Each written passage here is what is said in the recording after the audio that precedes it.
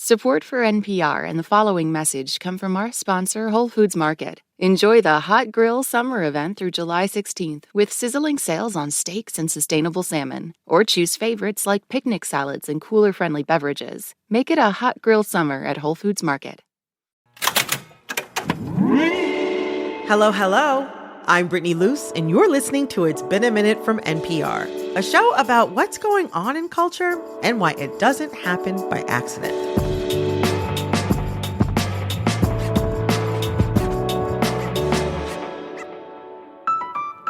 This week, we're connecting the dots between culture wars, hot takes, and basketball.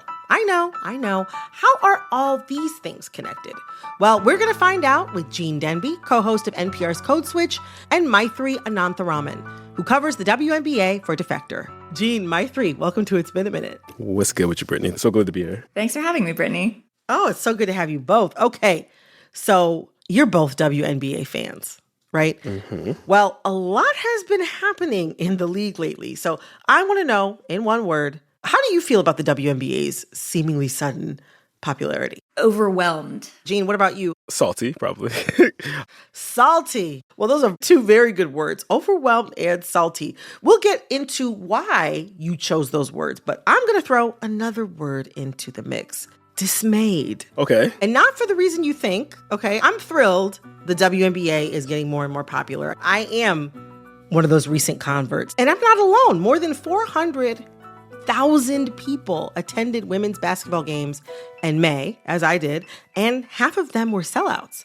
That makes this past May the highest turnout for the league in over 2 decades. Wow. I mean, the WNBA is officially having a moment. But with that great viewership, apparently comes some growing pain. Indeed. Let's take a look at the player of the moment right now. Indiana Fever rookie and #1 draft pick Caitlin Clark. After finishing her college run as the highest scoring college basketball player ever, Caitlin, like many rookies, is adjusting to life in the big leagues and has been on the receiving end of some intense fouls. The latest incident that had everyone clutching their pearls was between Caitlin and Chicago Sky player Kennedy Carter. Carter fouled Caitlin, and the media frenzy that ensued afterwards has been just wild to watch. I've seen WNBA players get called catty. Women are catty, even the ones on her own team. Jealous. She's getting knocked down for just this is just a form of jealousy, it looks like. Bullies. She's a bullier, right? No one feels sorry for the bullier.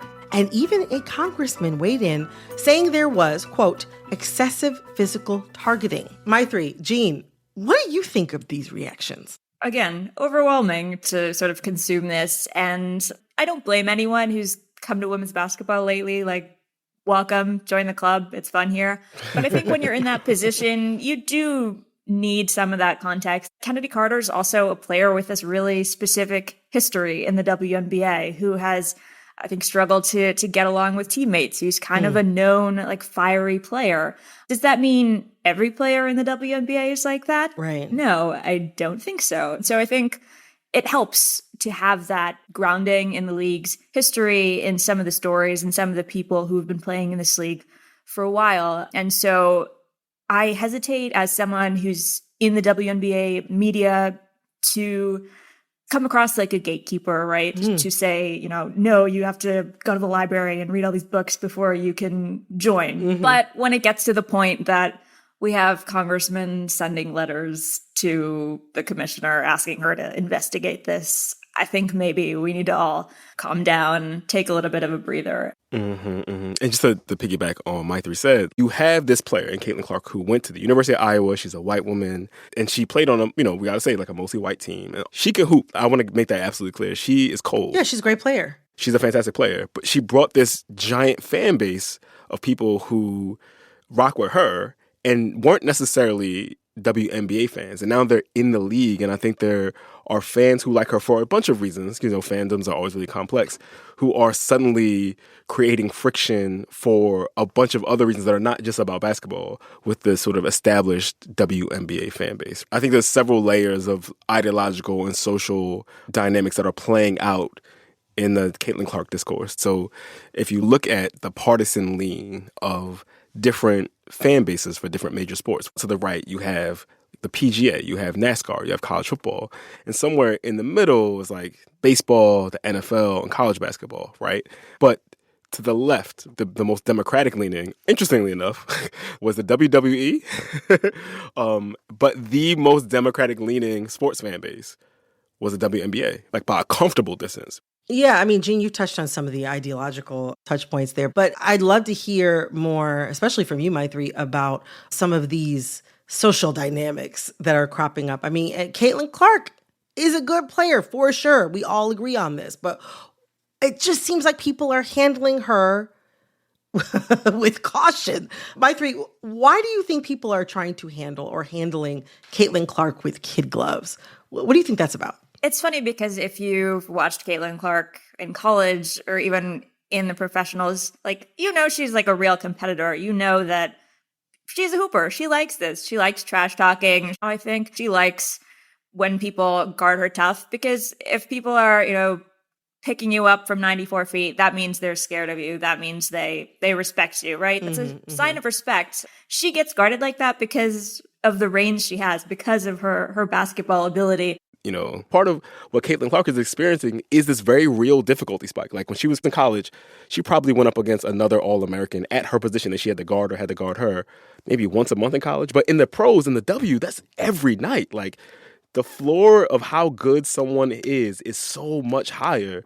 I think that so much of the discourse is almost like in defense of her has been like kind of anti-basketball, like disrespectful to the game of basketball to treat her with these kind of kid gloves. I think this sort of has a lot to do with people coming into this with some other kind of culture war agenda, and they feel like, okay, she's an easy way I can sort of launder some of my takes about the WNBA. This league sucked until she came around. This league was not worth watching until she came around. This league was too black, was too lesbian before she came around. And so it's a lot of those notions that people had about the WNBA, and now they're sort of being laundered through her. A lot of people are tuning into this league. It's still like their ability to appreciate the league is really conditional. Like, and Caitlin Clark, because she, again, to Matthew's point, is a straight white lady, like she fulfills those conditions. And there's all this attention that Caitlin Clark has brought to the league that I think is important, right? Like people have started to talk about the problem with the WNBA's pay structure, with the travel arrangements, because they were like, damn, Caitlin Clark is making like nothing in the league. But they should have been paying attention to that when Brittany Griner was getting locked up in Russia to make ends meet. You know, we had a conversation actually about the WNBA's roots last season. And one of the things that we were unpacking in that conversation was how at the league's dawn, that idea of like this very straight, this very safe seeming image, somebody like a Caitlin Clark, that was the type of player that the league wanted to promote. It was almost like they used to talk about the league as if it was almost like a social good. You know what I mean? It's like, oh, isn't it wonderful that the ladies are playing basketball? And it's like, no, these are hoopers. Market them like hoopers. And I think part of what you're seeing in the popularity of the WNBA, which, by the way, was up, it's obviously exploded this year. Eyeballs on the league have been increasing consistently over the last couple of years, has been because they started treating them like hoopers. Like they started talking about the sport like a sport. So we've been talking about the response from some of these new viewers and new people who are becoming WNBA fans and getting invested in the league. But it's not just new fans coming to the WNBA party. It's also some big talking heads. We have to unpack how some of the biggest names in sports media have been reacting to all this. I want to talk about this viral clip of basketball analyst Monica McNutt, who covers the WNBA, and Stephen A. Smith, who hosts First Take on ESPN. They're on First Take, and they're discussing the Caitlin Clark, Kennedy Carter drama and got into a disagreement. Who talks about the WNBA? Who talks about women? Who talk about women's sports more than First Take? Stephen A., respectfully, with your platform, you could have been doing this 3 years ago if you wanted to. Maitri, you've been covering the WNBA for a while. What did you think about this interaction? Do you think it's fair to say these big commentators are dropping in at the 11th hour? And if they keep doing it, how do you think it'll change the WNBA and its coverage? Yeah, to be fair, I don't know that they talk about men's sports anymore intelligently. So, maybe this is true equality at last, that we're getting the insane Stephen A. hot takes about women's basketball also. That's true equality. I know. I had a lot of respect for Monica McNutt in that moment. Thought she raised a good point about how a lot of this media attention just sort of seems to be opportunist.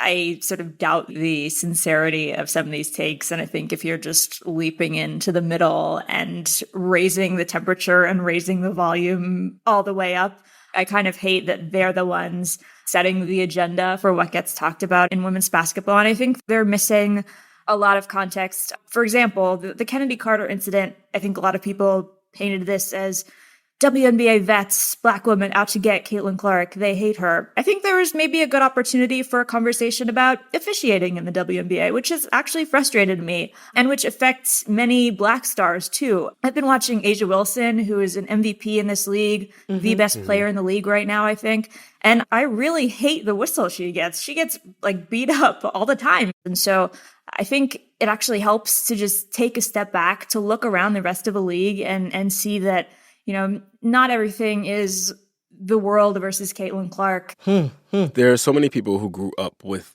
the NBA, right, and the NFL, but they know all the lore of those leagues. Even if they didn't see those people play, like they've heard old heads like wax. I remember back in the day when Larry Bird was cooking. You know what I mean? Like, there's more of a sense, even when like you're young, this is part of a larger history, right? And I think for the W, there's this just wave of new fans who have none of that history. There's some real opportunity for storytelling that the sort of Stephen A's of the world and that the First Takes of the world could be doing. At the end of the day, I think we all want to see real hoopers play real ball. Whew. Well, despite the drama, or maybe in some cases because of it, I will be seated for these games. But Jean, Maitri, I have learned so much here. Thank you both so much. Thanks for having me. Thank you so much. And as a thank you, I'd like to teach you something by playing a game with you both. Can you stick around for a little bit longer? Absolutely. Sure. All right. We'll be right back with a little game I like to call, But Did You Know? Stick around. The following message comes from NPR sponsor Saatva. Founder and CEO Ron Rudson is proud that each Saatva mattress is made to order. Your mattress has a birth date after you order it. Nothing sits in muggy warehouses. Nothing sits in muggy basements of stores. When you order it, you're getting your product made fresh for you, and people love that. To learn more, go to saatva.com/NPR. This message comes from NPR sponsor LinkedIn Sales Solutions. Are you struggling to close deals? B2B selling is tougher than ever. That's why they're introducing LinkedIn Sales Navigator. It's a sales intelligence platform that helps professionals effectively prospect and engage high-value customers, drive higher revenue, and increase sales performance. Right now, you can try LinkedIn Sales Navigator and get a 60-day free trial at linkedin.com/beenaminute. Let LinkedIn Sales Navigator help you sell like a superstar today. This message comes from NPR sponsor KeyBank. At KeyBank, they believe in delivering for their clients. Whatever the economic turn, KeyBank is primed to collaborate and help create solutions tailored to your ideas and your vision. With nearly 200 years of banking experience, they know a lot about being a trusted advisor. And whether you're managing growth, seeking solutions, or improving your bottom line, KeyBank is ready to be yours. KeyBank opens doors. Learn more at key.com/advisor.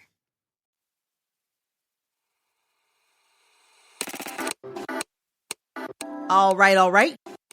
We're going to play a little game I like to call, But Did You Know?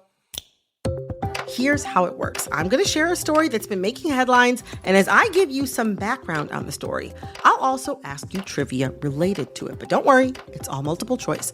And the first one to blurt out the right answer gets a point. Person with the most points wins, and their prize is, as always, bragging rights. Are y'all ready? Absolutely. Let's do it. Yeah, sounds great. All right. See, this is what I'm talking about. We have sports fans in here today, so we got some real competitors. All right. All right. Let's get into the drama. Last month, the beauty pageant world got seriously shaken. Miss USA and Miss Teen USA both stepped down. And now the organization that runs both competitions is under scrutiny. But there is a brand new pageant vying to take its place. And this pageant just had its first competition this year. What is its name? Is it A, Miss Anime USA, which is for cosplay? B, Miss AI, short for artificial intelligence, obviously.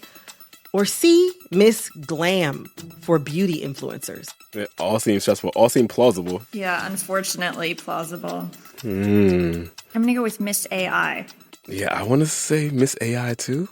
The answer is B, Miss AI. Miss AI could be on the horizon. You do not have to be human to enter the Miss AI competition. It's so funny. So we're moving from like basically impossible beauty standards to literally impossible beauty standards. Yes, exactly. Actually, this pageant occurred and NPR covered the pageant and said that this first year's finalists are exactly the young, buxom, and thin girls you think they'd be. On to our next question. So, beauty queens are always standing for things like world peace. Are AI beauty queens the same? Which of these roles is on the resume of one of the Miss AI finalists? Is it A, brand ambassador for an ocean conservation fund? B, content creator for PETA's new AI vertical? Or C, marketing strategist for the first annual AI Pride Parade? Oh my God. Pride Parade. Jean says C. Maitri, what say you? I'm going to say A, ocean. And the answer is A. Oh. I'm on a roll here. The AI model built by the French team is a brand ambassador for the Ocean Conservation Fund Oceanopolis Acts, to which I ask both of you, what does an AI beauty queen do as brand ambassador for a real-world ocean? Yeah, how does that even work? I don't know what real brand ambassadors do besides posting things, so maybe just more posts. I don't know. Y'all's guess is as good as mine. But if anyone out there does know the answer, we are all dying to know. Please let us know. All right. To recap the score, Maitri, you are at 2 points. Jean, you are at 0 points. That's bringing us to the last round. Without further ado, the final question. All right. So the winner of Miss AI gets more than just bragging rights. She gets a prize. Unlike you both. I'm sorry. No prize for y'all. But Miss AI does get a prize. So for our final question, what does the winner of Miss AI win? Is it A, $5,000, B, a Cybertruck, or C, a day off? What? Cybertruck sounds so fake, but that's what I thought about the first one. I'm just going to say the money. All right, Maitri says the money. She says A, $5,000. Jean, what say you? See? I mean, none of these make... What? Jean, you say a day off? Well, Jean, you might need to take the day off after this devastating blow because the answer is A, $5,000. Welcome to the league, Jean. Welcome to the league. Sometimes, the game giveth, the game taketh away. But yes, the answer is A, $5,000, which is not what either of y'all are getting today. But the money for this Miss AI pageant winner goes to the creator of the winning Miss AI. Now, for comparison's sake, Miss USA is said to earn a 6-figure salary, and she gets a car and an apartment, which sounds like the complete Barbie set to me, honestly. But Miss USA does have to do a little more than like spin her processors or be told what to do by a human with like a phone or a computer or whatever. So I don't know. Is that a win for humans or AI? I don't know. It seems like they're getting sold short here. Maybe Miss AIs should unionize and try to get a little bit more prize money. You know what, Maitri? I appreciate the fact that in the midst of your incredible triumph today on But Did You Know, you're still thinking about the workers' rights of our AI queens out there. You know what I mean? Solidarity for 3-armed women. All right. Well, that is it for this week's edition of But Did You Know? Congrats to Maitri on your win. Thank you. Clap, clap, clap, clap, clap, clap. And Maitri, Jean, thank you both so much for joining me today. This is great. Yeah, thanks so much. This is so much fun. Appreciate you, Brittany. All right, that was NPR's Jean Denby and Defector's Maitri Anantharaman. I'm going to take a quick break, and when I get back, summer is upon us. And now, more than ever, I wonder, Why in the world is all the deodorant locked up in the stores? We're following the line between basic necessities and retail fear-mongering. Stick around.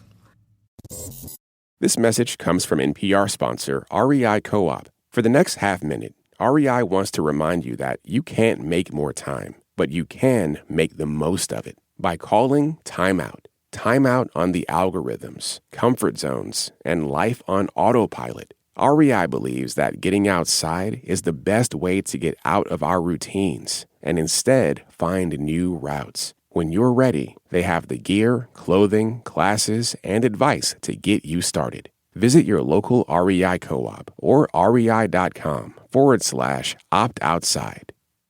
Support for NPR and the following message come from Betterment, an automated investing and savings app. CEO Sarah Levy shares Betterment's philosophy on investing. No matter the amount of money you have, it's always good to be invested. It's always good to start early. It's always good to save. And the power of being consistent in your habits is really the path to long-term wealth. Get started at Betterment.com. Investing involves risk. Performance is not guaranteed. This message comes from NPR sponsor Mint Mobile. From the gas pump to the grocery store, inflation is everywhere. So Mint Mobile is offering premium wireless starting at just $15 a month. To get your new phone plan for just $15, go to mintmobile.com/switch. This message comes from NPR sponsor IBM. What if AI could help your business deliver mission-critical outcomes with speed? With IBM Consulting, your business can design, build, and scale trusted AI using watsonx and modernize the way you work to accelerate real impact. Let's create AI that transforms your business. Learn more at ibm.com/consulting. IBM, let's create.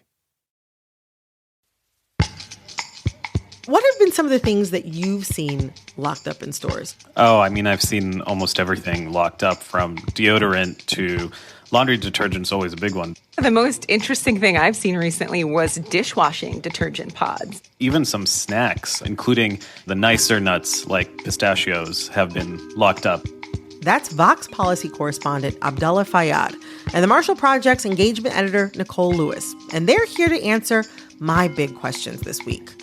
Why is all the deodorant locked up? And what's the shoplifting panic really about? As you heard, there's a new trend at drugstores: thick plastic barriers between you and a lot of everyday products. My deodorant, toothpaste, detergent, these necessities are basically behind bars, and I need an employee to free them. I don't know about you, but I find these deodorant jails incredibly annoying. But it's not just an inconvenience to everyday shoppers. It's actually tied to a much bigger panic about shoplifting. And while shoplifting is very much a real thing, some of the fears that led to these locked up products are built on very shaky ground. And it's also connected to a broader movement to roll back more progressive policies around minor crimes. So to separate panic from fact and illuminate the systems behind them all, I'm joined by Nicole and Abdullah. Nicole, Abdullah, welcome to It's Been a Minute. Thanks. Good to be here. Thanks for having us. Oh my gosh, my pleasure. Okay, so the deodorant is locked up, but is that something people are actually worried about? Like, would you say they're freaked out about shoplifting right now? Nicole, let's start with you. Yeah, I mean, I would say that there has been a retail theft panic. There has been this concerted media focus, I think, on putting chief executives on air and them really sounding the alarm to say, hey, this is a huge problem for us. We're losing money left and right. Theft is an issue. It's higher than what it's historically been. If that's not corrected over time, prices will be higher and or stores will close. And how much of that, though? And by and large, those statements go completely unchallenged. Didn't the former CEO of Home Depot compare shoplifting to COVID? Yes. But today, this thing is an epidemic. It's spreading faster than COVID, Steve. The other thing to say is that there are a handful of viral videos of what we call like a smash and grab. So when several people come into a store and it's pure chaos and they steal a bunch of stuff, right? And so those videos also circulate. And they're really enough to generate this sense of like, oh my God, this problem is out of hand with no more underlying information behind it. Abdullah, how does this match up with what you've learned? I mean, I think there's been a huge overreaction. I think a big part of it is a result of the virality of these videos of people shoplifting.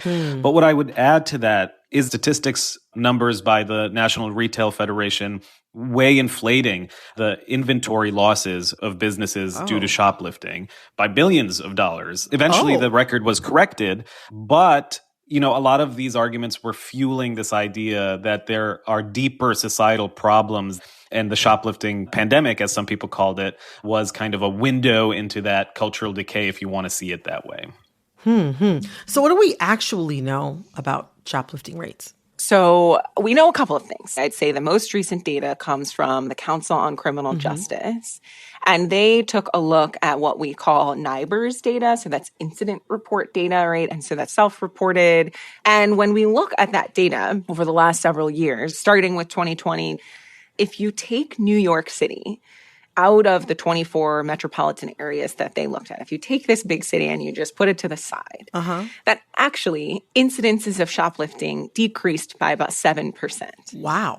Wow. That's a huge difference. Correct. Direct contradiction to the notion that this is a pandemic. If you keep New York in, the picture looks slightly different. It did go up. So really what we could say is New York seems to have an issue with shoplifting, right? The other thing, though, that I want to say is that, and this, can really get into the data weeds of things, this is NIBRS data. This is not actually FBI crime data. Actually, most police departments are not really categorizing or tracking shoplifting as its own segment of retail crime. The FBI's database is actually deeply, deeply flawed. Not all police departments have to report to it. Some of the largest departments in the country, including the LAPD, do not report their crime statistics to the FBI.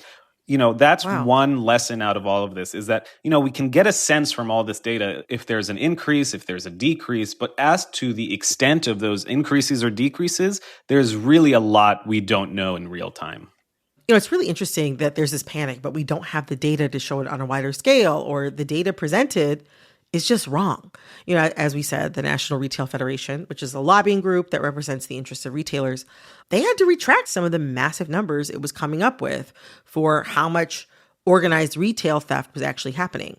And that makes me think of another situation with Walgreens. They said they were closing a bunch of stores in San Francisco because of rampant shoplifting. Back here in San Francisco, where 5 Walgreens stores around the city will be soon closing their doors for good. Brazen robberies like this one have become an epidemic. But later it was reported in the San Francisco Chronicle that the data didn't really support that. Those stores all had less than 2 reported shoplifting incidents per month on average. But then also, Walgreens coincidentally said in an SEC filing that they were looking to close 200 stores anyway to save money. In a statement to the San Francisco Chronicle, Walgreens maintained that shoplifting in their San Francisco stores is higher than the national average. But on an earnings call last year, a Walgreens exec said, to quote, "Maybe we cried too much about shoplifting." So intentional or not, how might it benefit retailers to use inflated claims about shoplifting? Yeah, I think this is really the question to be asking, truly. If you can make stuff flying off your shelves a public problem, a problem that needs to be solved and can only be solved, in their estimation, by law enforcement, then the money that actually gets spent on dealing with that is taxpayer money. So I think part of the logic, right, around a panic like this, intentional or not, is that if you can get the public to pay for it, like, why wouldn't you, right? Right. It's such a confounding question right now why, a lot of these businesses are interested in making it seem like their stores are less safe. It's also confounding why they would spend so much money on locking up their products and making it harder for customers to buy them. I think they're just creating more friction and making people less likely to buy things. I can't lie. It's also confounding to me too. But talking more about public solutions to shoplifting problems, how have politicians responded to this panic about shoplifting? Yeah, not well. I mean, politicians here, oh my goodness, shoplifting, organized crime is out of control. We've got to crack down, right? The NRF actually has model legislation. Like, they have thought about what they want to see happen here. And it's two things. They're really campaigning and arguing for states to basically lower the threshold by which stealing becomes a felony. The other big thing that they want is to actually make organized retail theft a crime category. Lawmakers have to decide what's a crime. Like, we don't just all wake up and the book of crimes is written for us, right? That's not how it works. So the NRF really wants lawmakers to add a statute that designates organized retail theft, and that is when you're shoplifting for personal gain and not personal need. Mm-hmm. So if I steal the deodorant and I use it because I'm stinky and sweaty, that's something different. But if I give it to you or sell it to you because you're stinky and sweaty, I could potentially be charged with this other crime category. Right. So what makes it organized crime is the intent to sell it. It doesn't have to be boosting it off the back of a truck, Tony Soprano style. Organized crime rings. I don't know how broad of a problem that is, but I do know that the first reaction to the shoplifting panic came during COVID when we saw a lot of crimes of need. People stealing diapers, people stealing baby formula. These were crimes of desperation. So I know for a few years in major cities, there were pushes for more progressive policies supported by left-leaning DAs and politicians like Chesa Boudin in San Francisco. It sounds like some of those efforts have sort of rolled back.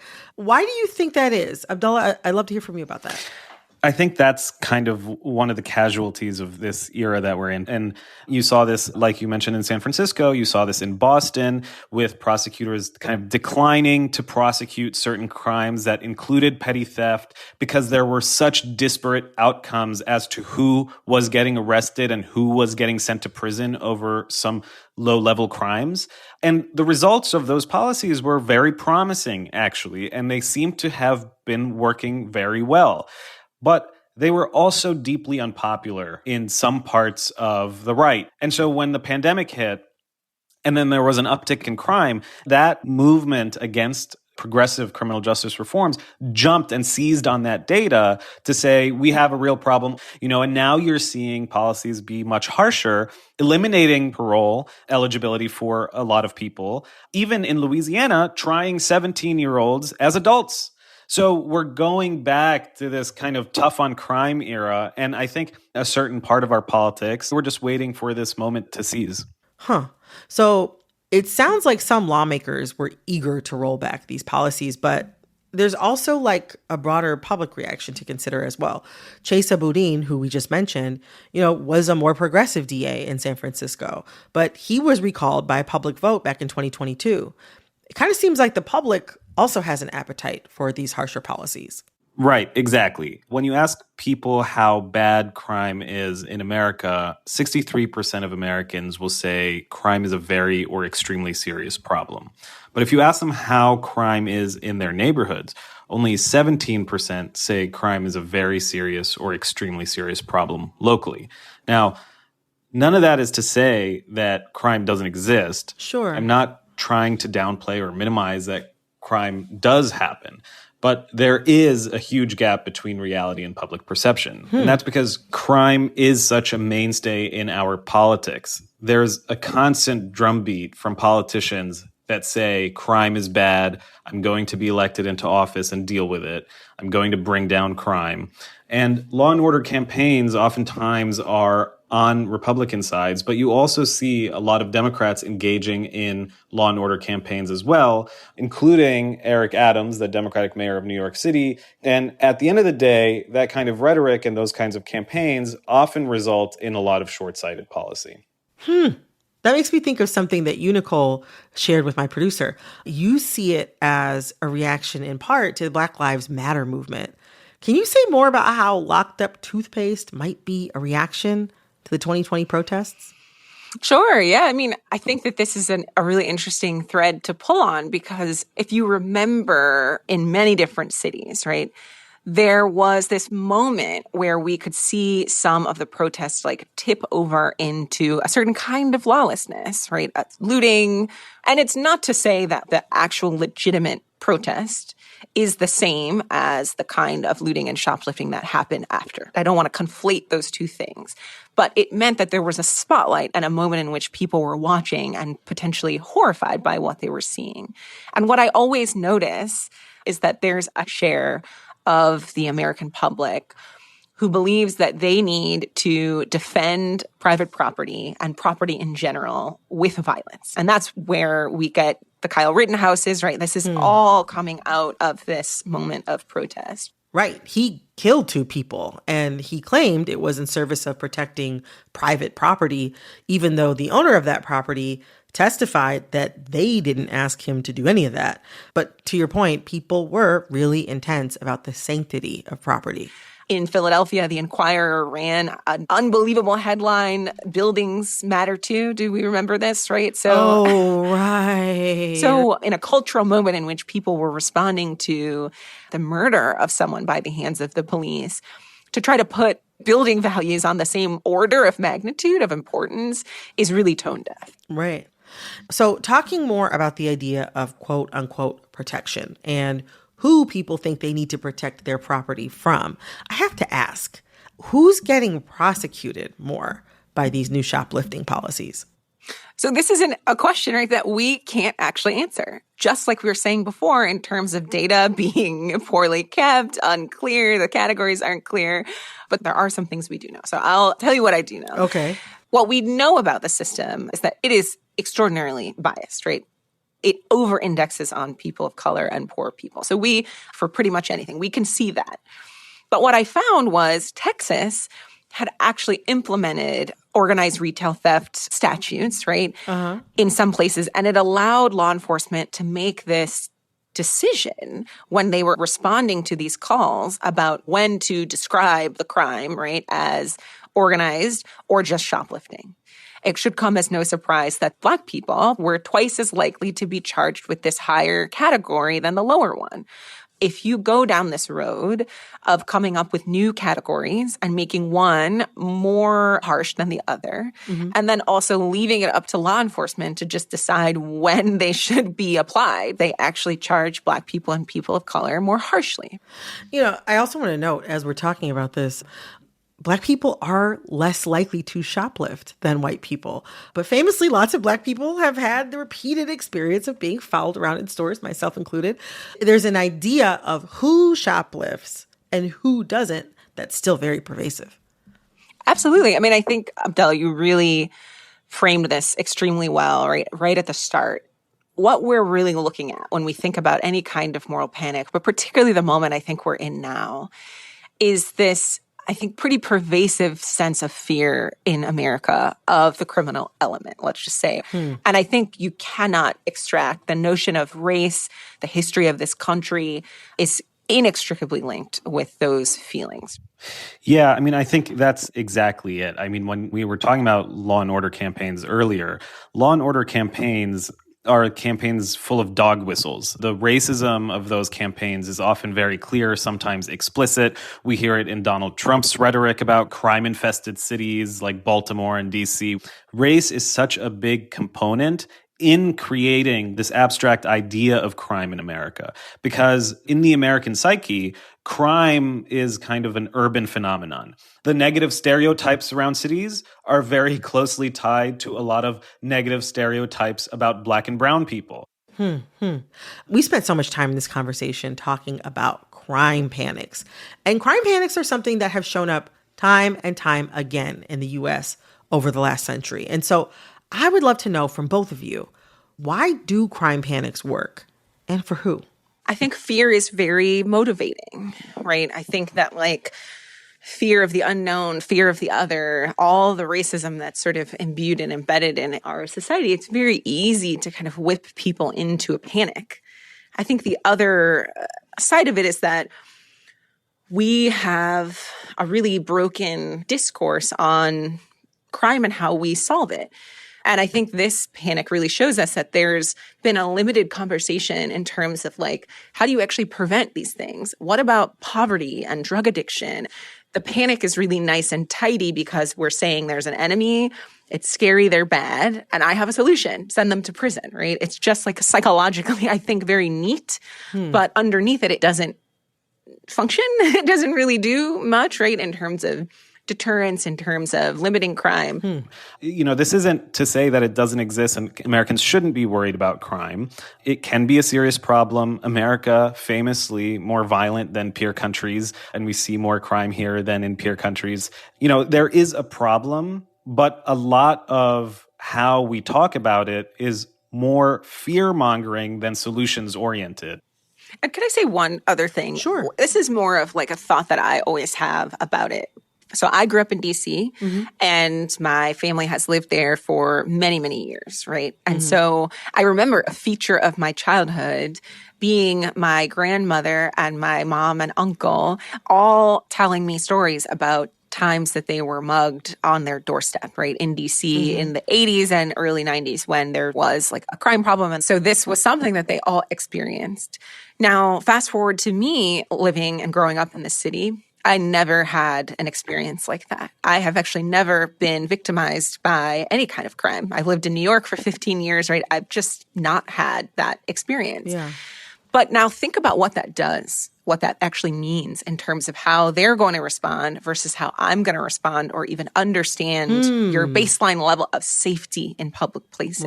Right. So I do think there is a little bit of a generational nerve that is easily touched on because there's a whole segment of people who did live through high crime eras of the 70s, 80s, and 90s because fear is not necessarily a super rational response that can hijack your ability to really make decisions, right?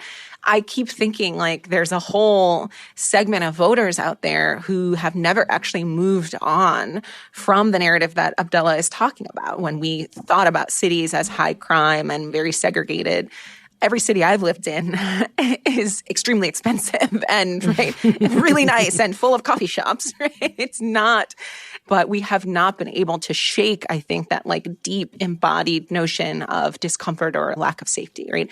And I don't say this to gloss over the way that racism really does function, right? It's embedded in all of this. But I really think about my parents, the fact that they have fundamentally had a completely different experience of public space and public safety than I have because we are different generations.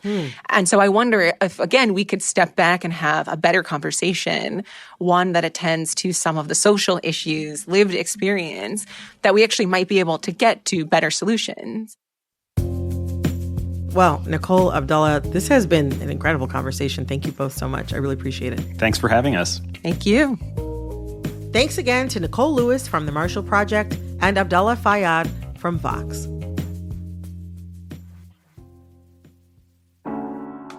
This episode of It's Been a Minute was produced by Barton Girdwood, Alexis Williams, Liam McBain, Corey Antonio Rose. This episode was edited by Jessica Placzek. Engineering support came from Tiffany Vera Castro. We had fact-checking help from Will Chase. Our executive producer is Verilyn Williams. Our VP of programming is Yolanda Sanguini. All right, that's all for this episode of It's Been a Minute from NPR. I'm Brittany Luce. Talk soon.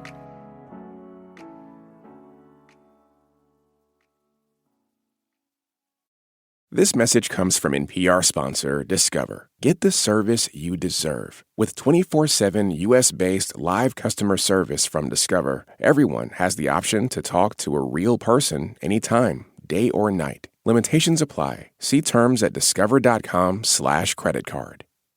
This message comes from NPR sponsor Acorn TV. Stream stories from around the world, from sinister suspense to charming comedies and clever crime dramas like My Life is Murder, starring Lucy Lawless. Visit acorn.tv for a 30-day free trial with promo code NPR.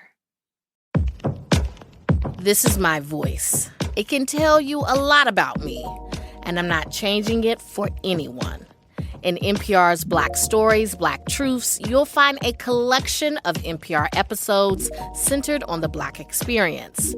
Search NPR Black Stories, Black Truths wherever you get podcasts.